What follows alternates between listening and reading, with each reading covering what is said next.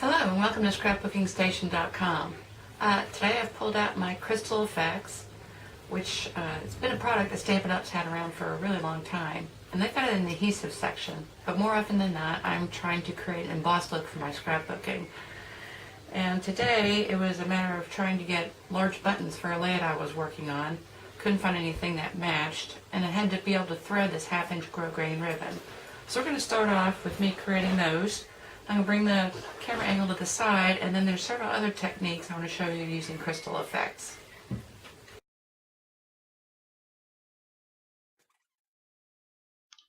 So I'm going to fast forward as I assemble this button.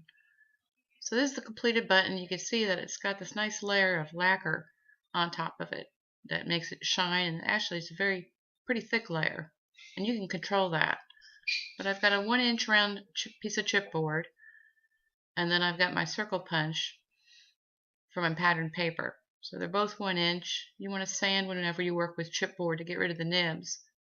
And then I mark the holes for the buttonholes, and you want to do that before you put your Crystal Effects on.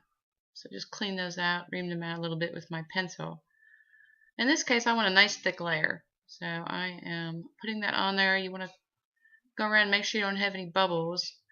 And if you come out over the sides, you can actually trim that off after it dries completely. But you can tell when it's dry because when you touch it, it's not at all tacky. So I'm going to thread my ribbon through there, trim the edges, and then knot it.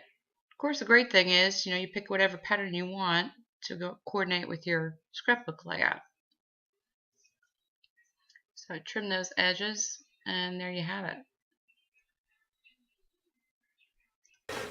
Okay, I wasn't going to demonstrate this, but how cute are these little guys? Because you do it pretty much the same way as you do the button without cutting the holes in. But this is just cardstock that I punched out and then covered with the Crystal Effects. Now this is cool because you can create them in any color you want. The other neat thing is that they're not stiff. And when I pull out a bigger piece, that's important when you're scrapbooking or you're creating a large layout and you want a large brad. Because it doesn't have bulk, or actually it has as much bulk as you want, because you can layer, of course, glue several pieces of cardstock together, or put it on chipboard, or just have it on plain paper. The other neat thing is that a lot of times your brads will come looking in one direction, like this fish here is swimming to the right. If you use a punch and create your own brads, or brad lake, you can actually create, well, first off, several different patterns of fish, all in your color scheme, but they can be facing in whatever direction you want. And then, like I said, the nifty thing is, if you have something like arrows, which we use in scrapbooking a lot, you can make really large, shiny pieces, and they'll bend with your page, so you don't have to worry about them getting stiff.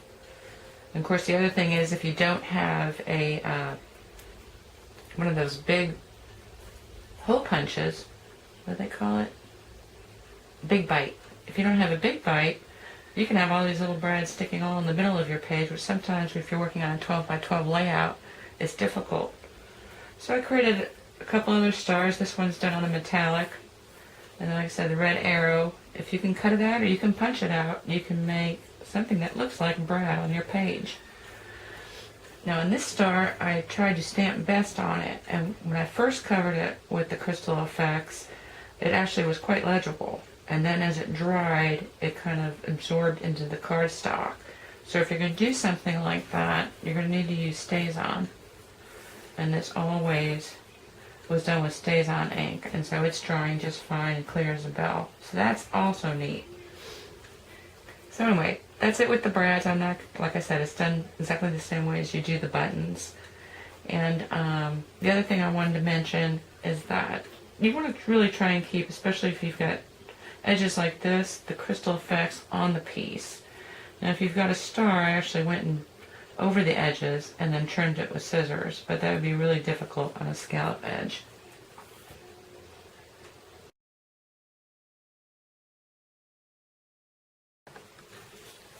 Okay, next thing we're going to look at is a specialty paper effect. And so I'm going to wiggle these around. Hopefully they're going to catch the light. And you could see where I've put the crystal effects on these apples. And actually, not only does it make it shiny and give a little bit of texture, because it does create a dome, but the apples that are covered are actually brighter than the ones that are not.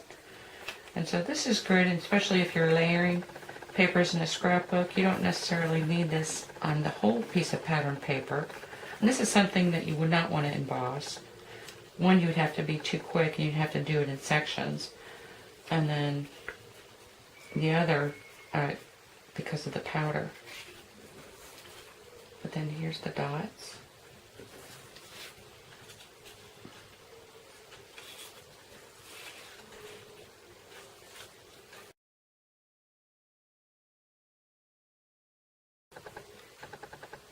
Okay, after I did that, I said, well, just like embossing, this, once it's dry, it resists ink. And so all this is a punched out butterfly, and then I put the crystal effects around the edge and then used a dauber. These Sharpie markers will stay on there. They're permanent. They're not going to smudge. And so, I mean, that's neat. This one was done the same way. Of course, you can create a pattern and do the same thing. And then if you ink first and then put your crystal lacquer and then ink again, obviously you can get those two colors like this one.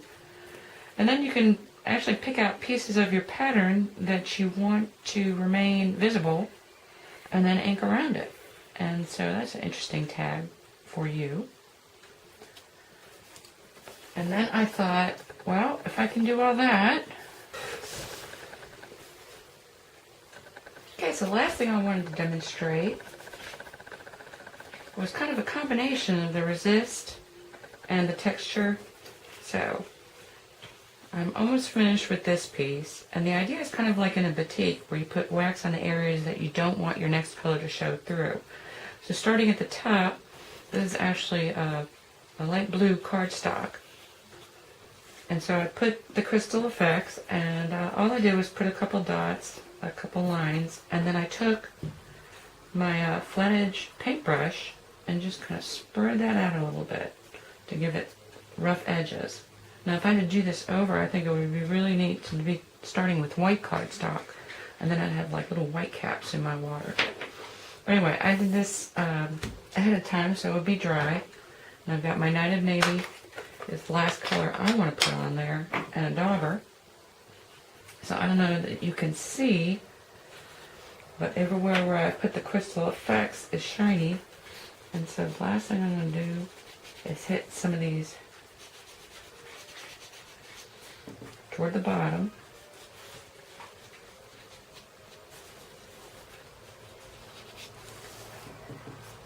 And just finish up my border in this case.